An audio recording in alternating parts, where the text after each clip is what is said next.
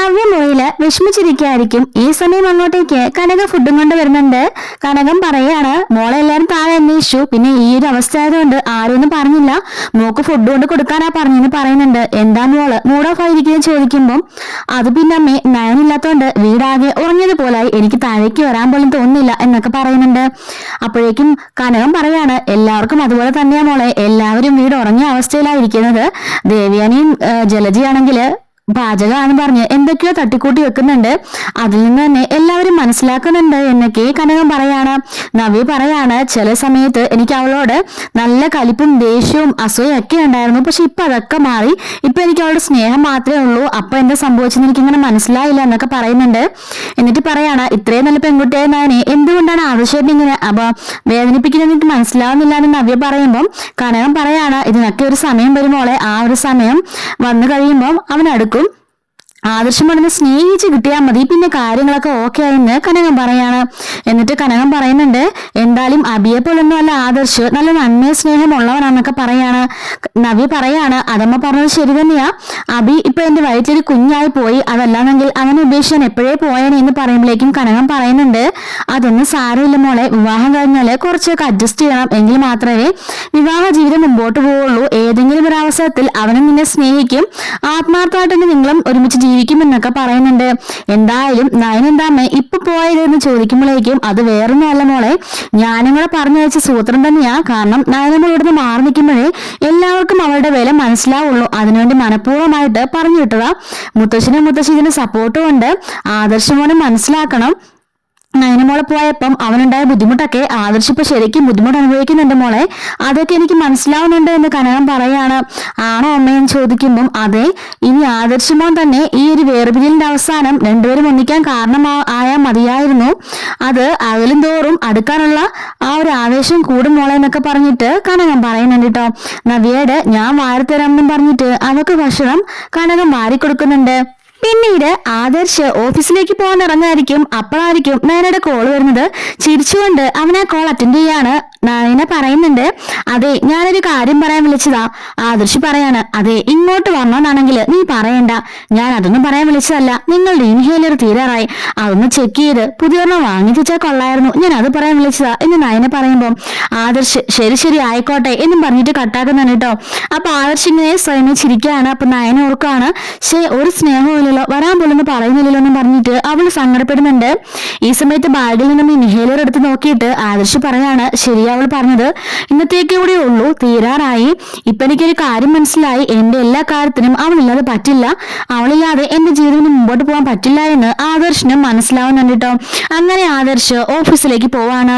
നയനയാണെങ്കിലോ ആദർശ് അങ്ങനെയൊക്കെ പറഞ്ഞുകൊണ്ട് സങ്കടത്തോടുകൂടി ഫോണും കട്ടാക്കുന്നുണ്ട്.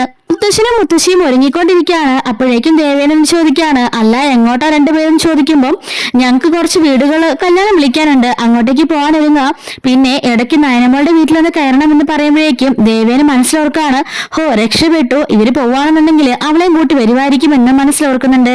എന്നിട്ട് പറയാണ്, അതെ അവിടെ ചെല്ലുമ്പോൾ അവളെ നിർബന്ധിച്ച് ഇങ്ങോട്ടേക്ക് കൊണ്ടുവരാനും നിൽക്കേണ്ട, അവള് സ്വന്തം ഇഷ്ടപ്രകാരം പോയതല്ലേ, ദിവസങ്ങളോ മാസങ്ങളോ കഴിഞ്ഞിട്ട് വന്നാൽ മതി, ഇവിടെ ആർക്കും ഒരു പരാതിയുമില്ല എന്ന് പറയുന്നുണ്ട്.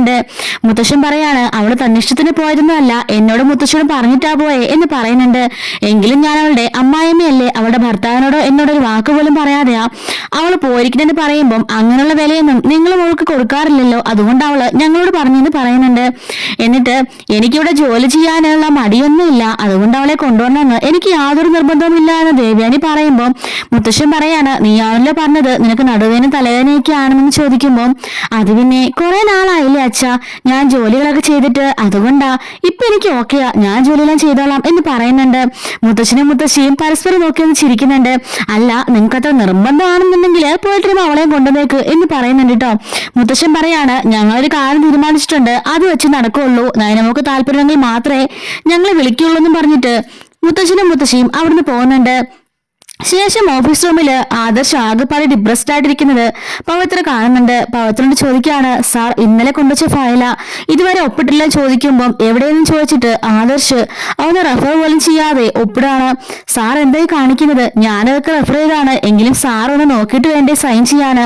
ഇനിയിപ്പോ നോക്കിയിട്ട് എന്തെടുക്കാനാടോ? ആദ്യം വേണ്ടത് മനുഷ്യത്വമാണ്, സ്നേഹമാണ്, അല്ലാതെ ഈ പണത്തിലും സ്വത്തിലൊന്നും ഒരു കാര്യമില്ല എന്നൊക്കെ പറഞ്ഞ് പരസ്പര ബന്ധമില്ലാതെ ആദർശ് എന്തൊക്കെയോ പറഞ്ഞ് പവിത്രയുടെ വഴക്കുണ്ടാക്കാണ്. എന്താ സാർ, സാറിന്റെ വൈഫ് വീട്ടിലാണെന്നറിയാം, അതിന്റെ പിണക്കാണോ? ഞാൻ പറഞ്ഞ് ശരിയാക്കണോ ചോദിക്കുമ്പോൾ താൻ പറഞ്ഞ് ശരിയാകുമോ? താനെന്താ എന്റെ ബ്രോക്കറാണെന്നൊക്കെ ചോദിച്ചിട്ട് ആദർശ് വീണ്ടും പവിത്രയോട് ദേഷ്യപ്പെടുന്നുണ്ട്.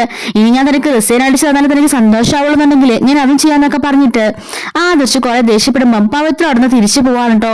അങ്ങനെ പോയിട്ട് പവിത്ര നയനെ ഫോൺ ചെയ്യുന്നുണ്ട്. മേഡം, സാറിന് എന്താ പറ്റി? സാറിന് മാനസികമായിട്ട് എന്തോ പ്രശ്നമുണ്ട്. ഞാൻ കൊണ്ടുവച്ച ഫയലൊക്കെ ഒന്ന് റഫർ പോലും ചെയ്യാതെ സൈൻ ചെയ്ത് സാർ തിരിച്ചയച്ചു. അങ്ങനെ ഒരിക്കലും ചെയ്യുന്നതല്ല, എന്തൊക്കെയോ പറഞ്ഞ് എന്നോട് തട്ടിക്കയറുക. എന്തും മിണ്ടിയാലും ആകെപ്പാട് ദേഷ്യ. സാർ ഓഫീസ് കാര്യത്തിലൊന്നും ശ്രദ്ധിക്കുന്നില്ല, മേഡം ഒന്ന് ശ്രദ്ധിക്കണമെന്ന് പവിത്ര നയനോട് പറയുന്നുണ്ട്. നയൻ അത് കേട്ട് ആകെപ്പാട് വിഷമിച്ചിങ്ങനെ നിൽക്കുന്നുണ്ട്. ഗോവിന്ദൻ അവിടെ ഇരുന്ന് അദ്ദേഹത്തിന്റെ പണിയൊക്കെ ചെയ്തുകൊണ്ടിരിക്കുകയായിരിക്കും. അപ്പോഴാണ് വണ്ടിയുടെ സൗണ്ട് കേൾക്കുന്നത്. മുത്തശ്ശനും മുത്തശ്ശി നയയുടെ വീട്ടിലേക്ക് വന്നതായിരിക്കും. അപ്പോഴേക്കും ഗോവിന്ദൻ പറയുന്നുണ്ട്, മോളെ ദേ അവരിങ്ങെത്തി വാന്ന് പറഞ്ഞ് വിളിക്കുമ്പോഴേക്കും നയനയും അച്ഛനും കൂടി അങ്ങോട്ടേക്ക് ചെല്ലുന്നുണ്ട്. അങ്ങനെ മുത്തശ്ശനും കൂടി അകത്തേക്ക് കയറി വരുന്നുണ്ട്. ബാ വന്നിരിക്കുകയെന്ന് പറഞ്ഞിട്ട് സന്തോഷത്തോടെ രണ്ടുപേരെ സ്വീകരിച്ച് അവരവിടെ ഇരുത്തുന്നുണ്ട് കേട്ടോ. നയനെ പറയാണ്, വെള്ളം എന്തെങ്കിലും എടുക്കാന്ന് പറയുമ്പോ വേണ്ട മോളെ. ഗോവിന്ദൻ പറയുന്നുണ്ട്, ഉച്ചയൂണൊക്കെ മോള് കാലാക്കിയിട്ടുണ്ട്, അത് കഴിച്ചിട്ട് പോയാൽ മതി എന്ന് പറയുമ്പം അത്രേ ഉള്ളൂ, ഭക്ഷണം കഴിക്കാൻ വേണ്ടിട്ടാ ഈ സമയത്ത് ഞങ്ങൾ വന്നേന്ന് മുത്തശ്ശൻ പറയാണ്. എന്തായാലും നയനമോളുടെ കയ്യിലുണ്ടാക്കിയ ഭക്ഷണം കഴിക്കാതെ ഞങ്ങൾക്കൊരു സമാധാനം ഇല്ലായിരുന്നു. 2 ദിവസമായിട്ട് അവിടെ ഭക്ഷണത്തിന്റെ കാര്യമൊക്കെ തീരെ മോശമാണെന്ന് പറയുമ്പോൾ അയ്യോ എന്താ മുത്തശ്ശ എന്താ പറ്റിയെന്ന് ചോദിക്കുമ്പോൾ നയനമോളിങ്ങി വന്നില്ലേ? ഇപ്പൊ ജലജയും ദേവയാനിയുമാണ് അടുക്കളയില്. അതിൻ്റെതായ പ്രത്യേകതകളൊക്കെ കാണാനുണ്ട്. കുറെ നാൾ കൂടി പണി ചെയ്യാത്തവരൊക്കെ ഇറങ്ങി പണി ചെയ്തതല്ലേ, അതിൻ്റെതായ പ്രശ്നങ്ങളൊക്കെ ഉണ്ട് മോളെ എന്നൊക്കെ പറയുന്നുണ്ട്.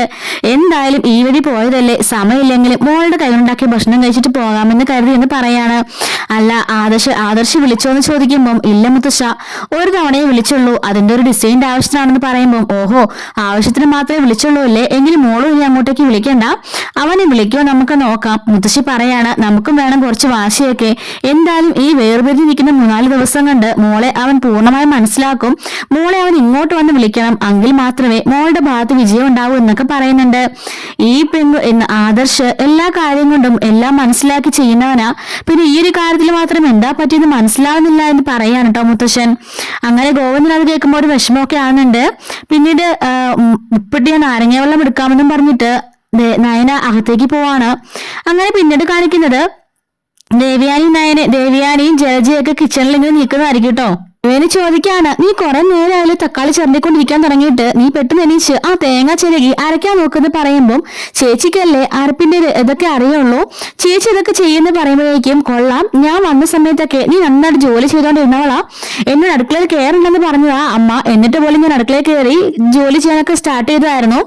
ആ സമയത്തൊക്കെയാ നീ മടിച്ചായി പോയത്, മര്യാദയ്ക്ക് ജോലി ചെയ്തി എന്നൊക്കെ പറയുമ്പോഴേക്കും നീ അല്ലേ എല്ലാത്തിനും കാരണക്കാരിയായത്, നീ അല്ലേ എല്ലാം ചെയ്തോളാം ഏറ്റെടുത്തെന്നൊക്കെ ജലജയോട് പറയാണ്. ജലജ പറയാണ്, അവളിങ്ങി വന്നാ മതിയായിരുന്നു, ഒരു സമാധാനം ഇല്ലെന്നൊക്കെ പറഞ്ഞ് ജലജ പറയുമ്പോഴേക്കും മിണ്ടാതിരി, ഇനി അവളെ കേക്കണ്ട എന്ന് പറയുന്നുണ്ട്. പെട്ടെന്നാണ് കനകം വന്നിട്ട് പറഞ്ഞത് ഞാനെല്ലാം കേട്ടേന്ന് പറയുന്നുണ്ട്. ജലജ പറയാണ്, അത് പിന്നെ എന്താ ഇവിടെ നടക്കുന്നതെന്ന് അറിയാൻ വേണ്ടിയിട്ട് ചെവിയും കൂർപ്പിച്ച് നീ ഇതിന് ചുറ്റും നടക്കുകയല്ലേ എന്ന് ജലജ ചോദിക്കുന്നുണ്ട്. എന്തായാലും നയനത്തിനൊരു കുറവ് ഇവിടെ അനുഭവിക്കുന്നുണ്ട്. ഇന്ന് രാവിലെ നിങ്ങൾ ഉറങ്ങിയ നന്നായി, അതുകൊണ്ട് ഞാൻ ബ്രേക്ക്ഫാസ്റ്റ് ഉണ്ടാക്കി എല്ലാവർക്കും കൊടുത്തു, എല്ലാവർക്കും ഒരുപാട് ഇഷ്ടപ്പെട്ടു എന്ന് പറയുമ്പോൾ നീ ഇവിടുത്തെ ഗസ്റ്റ് ആയതുകൊണ്ട് വെക്കുന്ന സാധനമൊക്കെ കൊള്ളാമെന്ന് എല്ലാവരും പറയുള്ളൂ എന്ന് പറയുന്നുണ്ട് ദേവയാനി. കനകം പറയാണ്, അതൊന്നും അല്ല, അവിടുന്ന് എല്ലാവരും പറഞ്ഞു ഞാൻ കേട്ടു, നാളെ നിങ്ങൾ ഉറങ്ങിപ്പോയാൽ മതിയായിരുന്നു എന്ന് ജലജ ചോദിക്കുകയാണ്. അതെന്താ അങ്ങനെ പറഞ്ഞു ചോദിക്കുമ്പം അല്ല എങ്കിൽ ഞാൻ ഉണ്ടാക്കുന്ന രുചികരമായ ഭക്ഷണം കഴിക്കാമല്ലോ എന്ന് അവർ പറഞ്ഞു ഞാൻ കേട്ടു എന്ന് പറയാണ്. അപ്പോഴേക്കും കനകം പറയുന്നുണ്ട്, സാധാരണ എല്ലാ മക്കൾക്കും അമ്മമാരുടെ കയ്യിൽ ഉണ്ടാക്കുന്ന ഭക്ഷണമൊക്കെ ഭയങ്കര ഇഷ്ടമാണ്. പക്ഷെ ആദർശമാൻ പോലും പറയാണ് നയന ഇല്ലാത്തതായ ഭക്ഷണത്തിൽ അറിയാനുണ്ട് എന്ന്. നേരത്തെ ഇവിടെ എപ്പോഴും നയന ഉണ്ടാക്കുന്ന ഭക്ഷണത്തിന്റെ മണമായിരുന്നു, പക്ഷെ ഇപ്പൊ അതൊന്നും കാണാനില്ല എന്ന് ആദർശ് പറഞ്ഞെന്ന് പറയുമ്പോൾ ദേവേനി പറയാണ് അത് വേറൊന്നുമല്ല, അവള് വെളിച്ചെണ്ണയും മസാലയൊക്കെ കുറെ വാരി വിതറായിരുന്നു, അതിന്റെയൊക്കെ അവിടെ കണ്ടോണ്ടിരുന്നത്.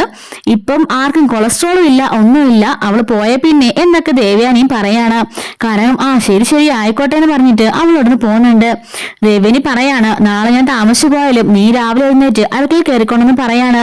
അത് തന്നെ എനിക്ക് ഏട്ടത്തിലും പറയാനുള്ളെന്ന് പറയുമ്പോൾ ഞാനാണ് എഴുന്നേൽക്കേണ്ടത്, ഞാൻ നിന്റെ ഏട്ടത്തിലും ചോദിക്കുമ്പോൾ പിന്നല്ലാതെ ഏട്ടത്തിലെ പക്കതോട് കാര്യങ്ങളെല്ലാം ചെയ്യേണ്ടതെന്ന് ചോദിക്കുകയാണ് ജലജ. അങ്ങനെ രണ്ടുപേരും അടി തുടങ്ങുമ്പോഴേക്കും ജലജ പറയാണ് നമ്മൾ അവനോട് അടി ഉണ്ടാക്കി നാണക്കേട് ഉണ്ടാക്കണ്ട, ചേച്ചി ജോലി ചെയ്യാൻ തുടങ്ങുമെന്ന് പറഞ്ഞ് വീണ്ടും രണ്ടുപേരും ജോലി ചെയ്യുന്നുണ്ട്. അങ്ങനെ നയനയുടെ വീട്ടിലിരുന്ന് മുത്തശ്ശനും മുത്തശ്ശിയും ഗോവിന്ദനും ആഹാരം കഴിക്കാണ്. നയനകൾക്ക് സെർവ് ചെയ്തോണ്ടിരിക്കുമ്പോഴേക്കുമായിരിക്കും ആദർശ് ഇങ്ങനെ മനസ്സിൽ കരുതുന്നുണ്ട്, ഒന്ന് വിളിച്ചു നോക്കാന്ന് പറഞ്ഞിട്ട് മുത്തശ്ശനെ വിളിക്കുകയാണ്. എന്താണെന്ന് ഈ സമയത്ത് വിളിച്ചതെന്ന് ചോദിക്കുമ്പോൾ അതെന്താ മുത്തശ്ശാന്ന് ചോദിക്കുകയാണ്. അല്ല, ഞങ്ങള് കുറെ വീട്ടിൽ കല്യാണം വിളിക്കാൻ വന്നതായിരുന്നു, അപ്പോഴേക്കും നയനയുടെ വീട്ടിൽ കയറി രുചികരമായ ഭക്ഷണം കഴിച്ചുകൊണ്ടിരിക്കുക. 2-3 ദിവസമായിട്ട് വീട്ടിലെ ഭക്ഷണത്തിന്റെ കാര്യമൊക്കെ നിനക്ക് അറിയാലോ എന്ന് പറയുന്നുണ്ട്. അതെന്താ മുത്തശ്ശൻ അങ്ങോട്ട് പോയത്, അവളെ കൂട്ടിക്കൊണ്ടു പോരാനാണോ? പിന്നെ നിർബന്ധിച്ച് അവളെ കൂട്ടിക്കൊണ്ടൊന്നും പോരണ്ടാട്ടോ എന്ന് ആദർശ് പറയുന്നുണ്ട്. അതെന്താ ചെയ്യേണ്ടതെന്ന് എനിക്കറിയാം, ഞാൻ തീരുമാനിച്ചിട്ടുണ്ട് എന്ന് പറയുന്നുണ്ട് മുത്തശ്ശൻ. അല്ല, ഇനി മുത്തശ്ശനെ കാണുമ്പോൾ അവൾ നല്ല ഭക്ഷണമൊക്കെ ഉണ്ടാക്കത്തുനിന്ന് അവളെ മയക്കി അങ്ങോട്ടേക്ക് വരാനൊക്കെ ശ്രമിക്കും, അതൊന്നും വേണ്ട കേട്ടോ എന്ന് പറയുന്നുണ്ട്. ഞാൻ പറഞ്ഞല്ലോ എന്താ ചെയ്യേണ്ടതെന്ന് എനിക്കറിയാമെന്ന് മുത്തശ്ശൻ പറയുമ്പോഴേക്കും അല്ല, ഇനി നിങ്ങളെ എനിക്ക് ധിക്കരിക്കാൻ പറ്റില്ല, അതുകൊണ്ട് തന്നെ നിങ്ങൾ പോവാണെങ്കിൽ അവളെയും കൂട്ടിക്കൊണ്ട് പോയിക്കോ എന്ന് പറയുന്നുണ്ട്. ശരി ശരി നീ ഫോൺ വെച്ചിട്ട് പോകുന്നു പറഞ്ഞിട്ട് മുത്തശ്ശൻ ഫോൺ കട്ടാക്കാണ്. നയന എന്താ മുത്തശ്ശാന്ന് ചോദിക്കുമ്പോ ആദർശ് പറയാ അങ്ങനെ ഞാന് നിന്നെ വിളിച്ചോണ്ട് പോവണ്ട എന്നും പറഞ്ഞ് മുത്തശ്ശൻ ഇങ്ങനെ ചിരിച്ചോണ്ട് പറയുമ്പോഴേക്കും നയനെ സങ്കടപ്പെട്ട് ഇങ്ങനെ നോക്കി നിൽക്കുന്നുണ്ട് കേട്ടോ. ശരിക്കും മുത്തശ്ശിക്കും മനസ്സിലായിട്ടുണ്ട് ആദർശിനൊക്കെ നല്ല വിഷമാണെന്നുള്ള കാര്യം. അത് മനസ്സിലാക്കിക്കൊണ്ട് തന്നെയാണ് അവർ ഈ ഒരു ഗെയിം പ്ലേ ചെയ്യുന്നത് കേട്ടോ. അപ്പൊ എന്തായാലും ഇന്നത്തെ സ്റ്റോറിയിലൊക്കെ ഇഷ്ടപ്പെട്ടു എന്ന് കരുതുന്നുണ്ട്. എല്ലാ ദിവസവും ഇതുപോലെ തന്നെ സ്റ്റോറീസും വരാനിരിക്കുന്ന സ്റ്റോറീസ് ഒക്കെ നമ്മുടെ ചാനൽ അപ്ലോഡ് ചെയ്യുന്നുണ്ട് കേട്ടോ. മിസ്സാവാതിരിക്കാൻ ചാനൽ സബ്സ്ക്രൈബ് സപ്പോർട്ട് ചെയ്യണേ. Thanks for watching.